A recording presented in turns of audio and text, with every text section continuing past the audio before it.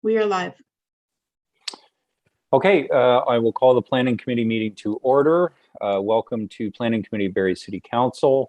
Due to the COVID-19 pandemic tonight, because of the primary purpose tonight was to hear deputations from members of the public.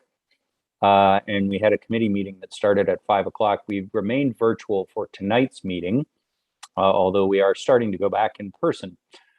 So tonight, the sole purpose of tonight's Planning Committee meeting, the only item on the agenda, we're not going to do inquiries or announcements or any other matters. It's just to have a brief update on the status of the official plan.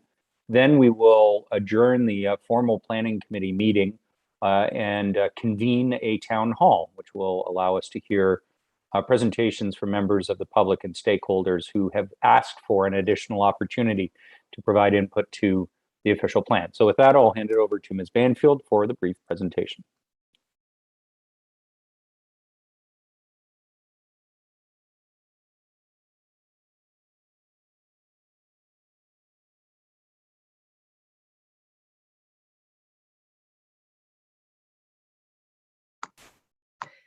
Thank you, Mayor Lehman and members of Planning Committee. And again, thank you for the indulgence this evening with the presentation as well as the town hall to talk to you a little bit about the update to the city's new official plan.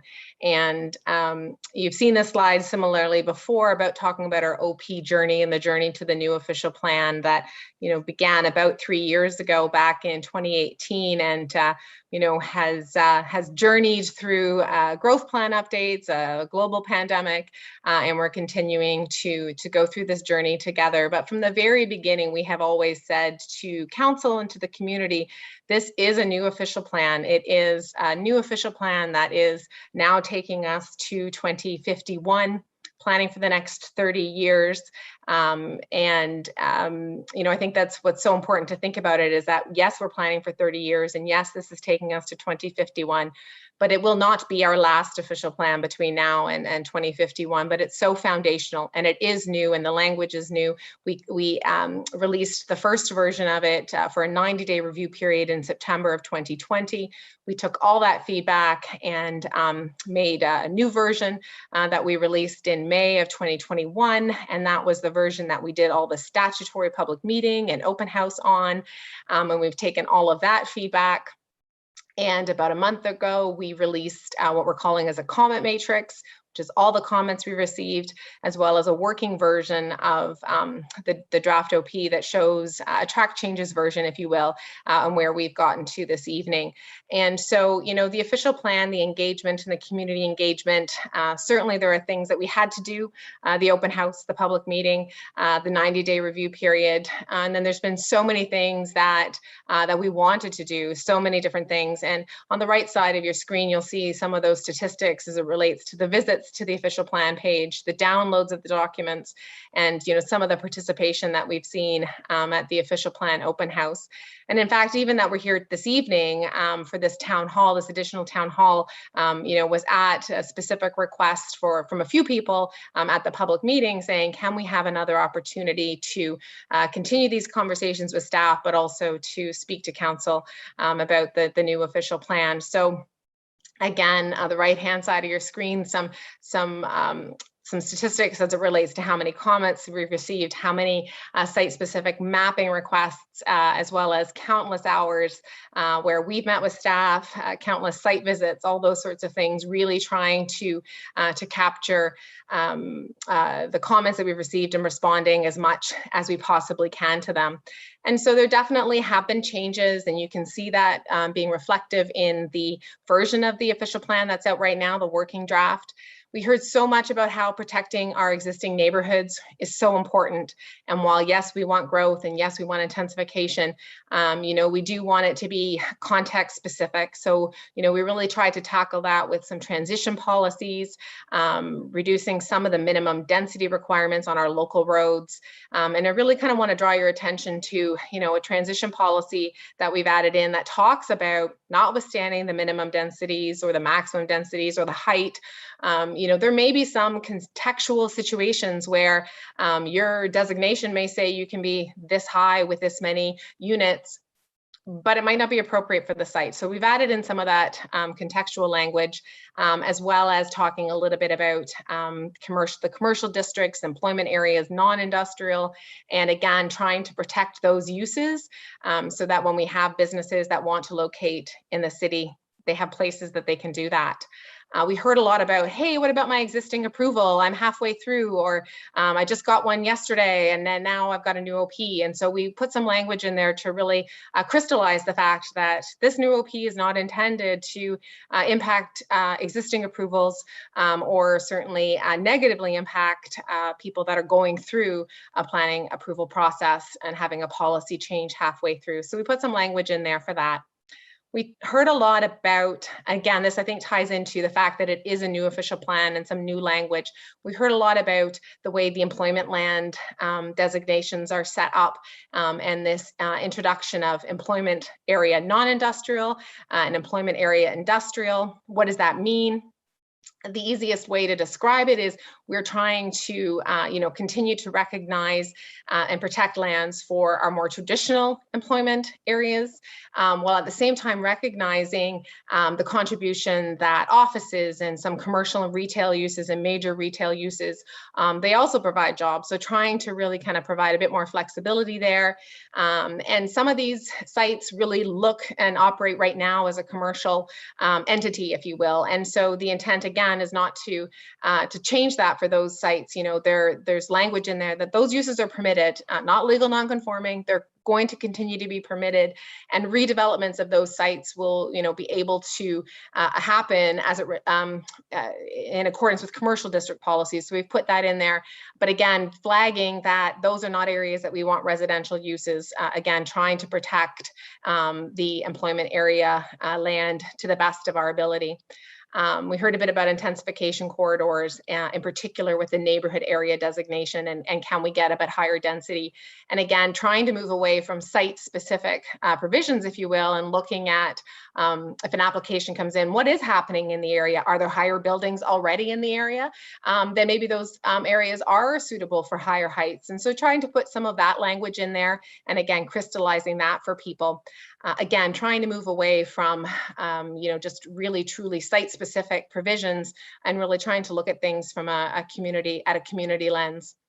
So then there are some people that have asked us for comments, and we've considered every single one of them, but some of them just haven't resulted in changes to the OP, or haven't resulted in changes potentially that people would like to see. And those may very well be what you're going to hear about in the town hall. And so, one of those elements is the affordable housing policies, and some of those changed from the first draft to the second draft. There hasn't been significant change going forward in the working version. I think all of us know that the policy framework for affordable housing is one element of it, but actually the true implementation tools are the ones that we really need to kind of focus on. So there hasn't been much change there. A lot of the owners in the secondary plan areas have given us comments, and so a lot of those comments relate to, can't we just leave the secondary plan areas as they are? Do we not have to bring them into the OP, this new OP? And quite frankly, the secondary plan areas are a large part of us achieving our growth targets for both jobs and people. So bringing the secondary plan areas into the OP has consistently been staff's position as the thing to do. And many of those policies are carried forward in this new OP, as well as some messaging about, can we get rid of the phasing, or can we lighten up on the phasing? And some of the phasing policies for future phases, staff are suggesting are going to be tied to registration of draft plans, not draft approvals, which is what some of the existing phases are. And again, there hasn't been changes proposed there. And I mean, all of the phasing ties so closely, in particular in the secondary plan areas, to planning approvals, not outpacing infrastructure, existing and planned infrastructure and capital spending. And you've heard a lot in the last couple weeks about about some of those, the development charge reserve, and you've heard a lot about the long range financial plan. Even Ms. Oakley last night talking, about some of the capital asset management. Fundamentally, phasing of the secondary plan areas is critical to tying into that long range financial plan, and again, making sure that planning approvals do not outpace on the ground reality, and trying to get more of those houses built and constructed and people living in them. You'll be hearing certainly more from my colleagues in finance on this in coming months, but I really wanted to raise that to you. Again, we've heard so much about the growth plan targets and the 150,000 jobs and the 298,000 people. And what does that turn out to in terms of our density targets? And at the public meeting, you heard me say, and that's true to this day, there's growth plan math. That's that number of the density by the people, by how are we going to actually accommodate that?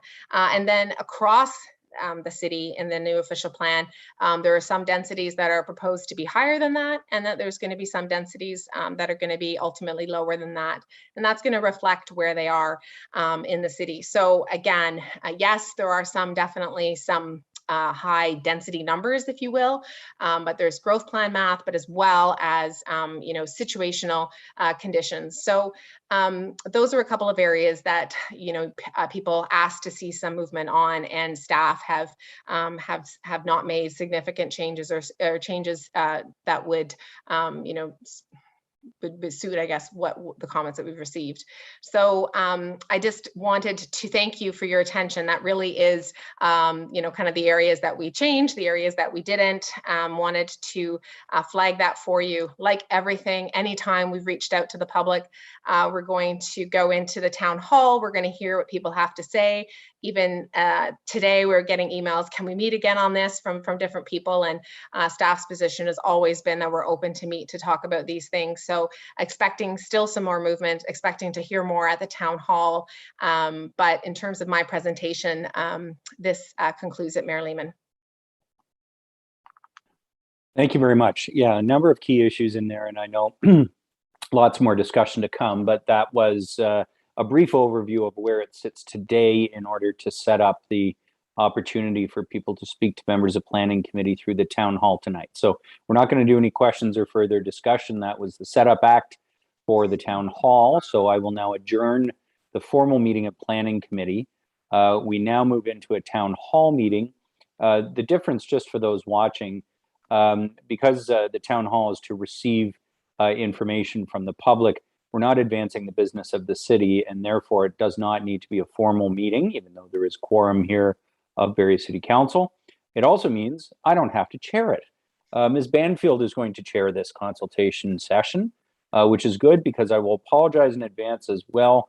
I have had a long-standing speaking commitment to a seniors group. They've pushed back the timing, but I will still have to leave just before 8 o'clock tonight. So if there's still some deputants that haven't been heard at that point, I will see you on the recording of tonight's session rather than live. I'll hand it over to you, Ms. Banfield. Thank you. So we are going to leave this session. Everybody would have gotten another Zoom link. You would have gotten a reminder. So we can leave this and we'll rejoin in the Zoom. Thanks very much.